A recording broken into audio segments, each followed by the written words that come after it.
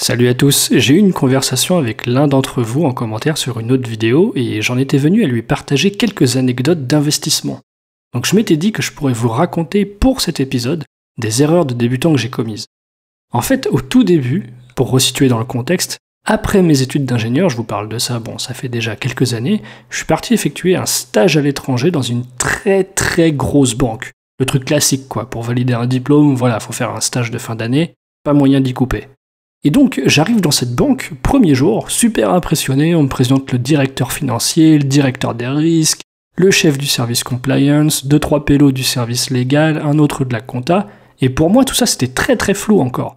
Bah ouais, je sortais d'école, c'est pas encore très clair dans mon esprit qui fait quoi dans une banque. Compliance, questionnaire KYC, j'avais jamais entendu parler de ça. Et très franchement, j'ai rien retenu de ce qu'on me disait ce jour-là.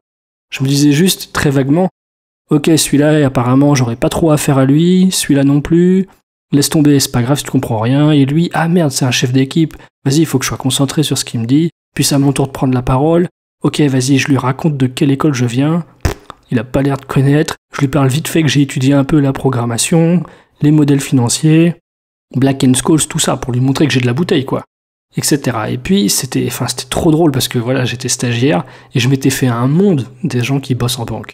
La tête pleine de clichés, vous savez, je m'étais imaginé des traders, le robinet du $1 000 000 qui coule à flot, des mecs après le travail qui vont boire un verre dans un club, alors qu'en fait zéro. Puis en plus, je portais un vieux costume dégueu acheté 2 semaines avant, trop ample, pas du tout à ma taille, parce que j'étais fauché quoi. Premier job et tout, complètement fauché.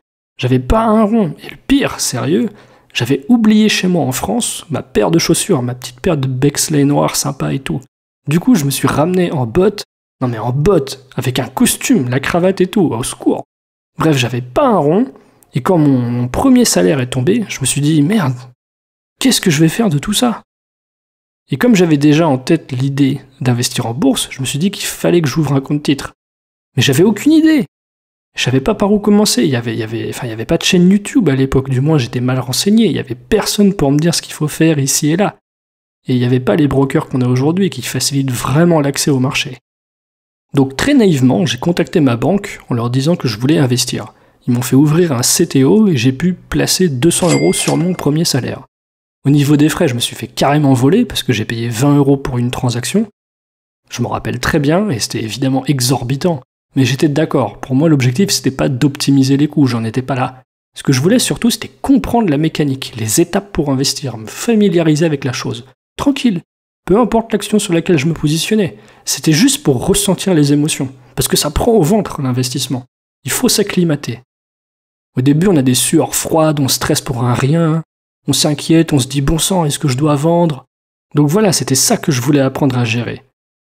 C'était à ça que je voulais être confronté. Comment on fait pour investir? C'est quoi le process?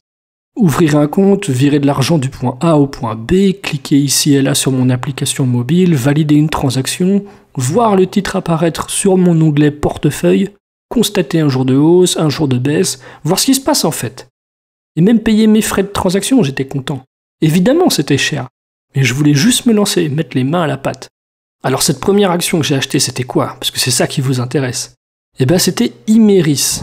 Une boîte française, une mid-cap qui fait à la louche 1 milliard € de chiffre d'affaires et qui bosse dans les minerais industriels. Le truc hyper obscur qu'un débutant n'a genre aucune chance d'analyser correctement. Et mon analyse en plus elle était très superficielle. Je me prenais pour un petit génie des maths, ingénieur fraîchement diplômé et j'ai cru, mais comme beaucoup de débutants, que c'est moi qui allais percer les secrets de la matrice, vous voyez, trouver le cheat code qui se cache derrière les graphiques boursiers. Alors j'ai fait des trucs hyper savants, très sophistiqués. J'ai tracé des droites de régression, j'ai déterminé le bêta, je croyais que l'investissement finalement c'était une pure science, qu'il suffisait de tout mettre sous équation et qu'on gagnerait à tous les coups. Et j'étais nourri par ça, je veux dire. Pendant des années, pendant mes études, on m'a martelé la théorie d'efficience des marchés, on m'a farci la tête avec les théories modernes du portefeuille, de covariance et de coefficient de corrélation entre un actif et un autre. Sharpe et Markowitz, c'était mes héros ces gars-là à l'époque.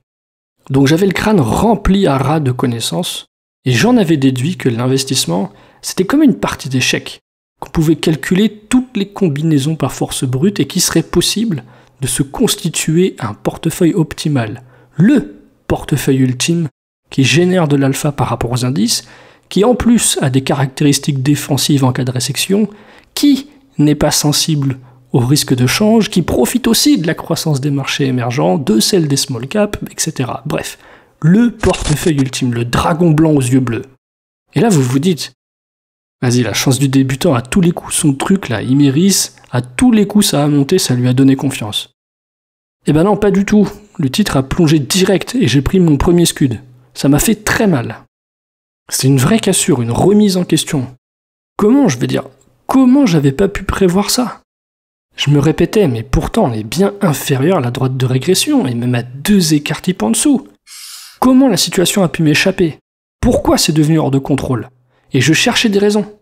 Et puis j'ai eu la maturité de me remettre en question, je me suis dit, attends. Non mais attends, qu'est-ce que tu connais de cette société, Imerys? Ils vendent quoi? Tu t'es renseigné un petit peu sur ce qu'ils font? Tu crois vraiment que des mecs comme Warren Buffett ou Bill Ackman, ils auraient placé des billes sur une société qu'ils connaissent pas? Parce que l'évolution du prix suggère ceci ou cela? Mais quand même, je voulais en avoir le cœur net. Alors j'ai réitéré ma bêtise. Je me suis positionné sur Ubisoft, qui décrochait de 100 € à 80. À nouveau, on était dans une configuration magnifique. Le cours évoluait en dessous de la droite de régression, on était sur une boîte orientée à la hausse depuis 2012, je ne concevais pas un retournement de tendance. Et puis, quelle entreprise magnifique! Ubisoft, ça fait rêver! Les jeux vidéo, c'est l'industrie du futur, ça pouvait pas s'écrouler.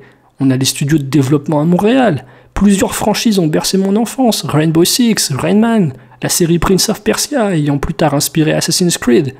Et j'étais fier de posséder des actions de cette entreprise, de dire, voilà, moi, j'ai des parts dans Ubisoft.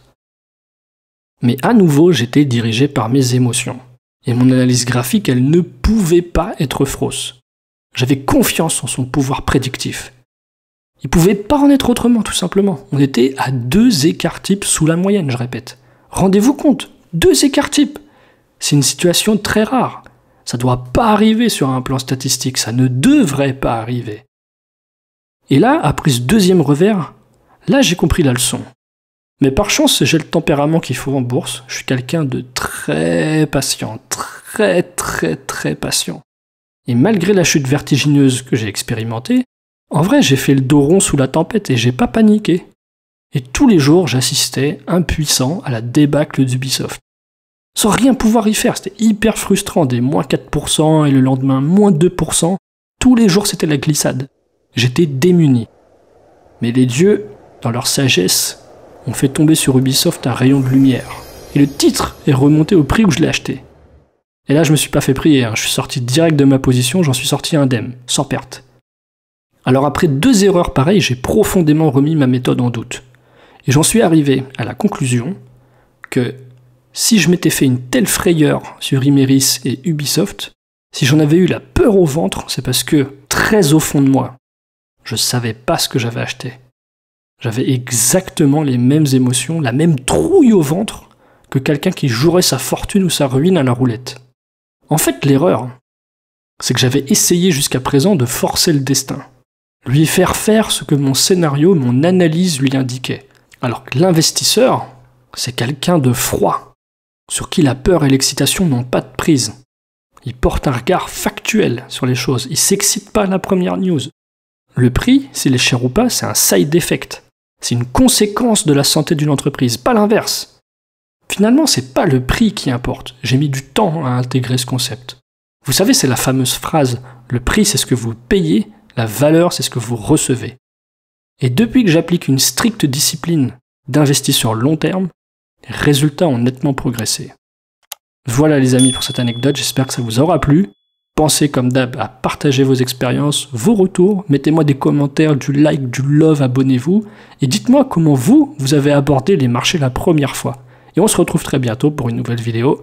Ciao les amis.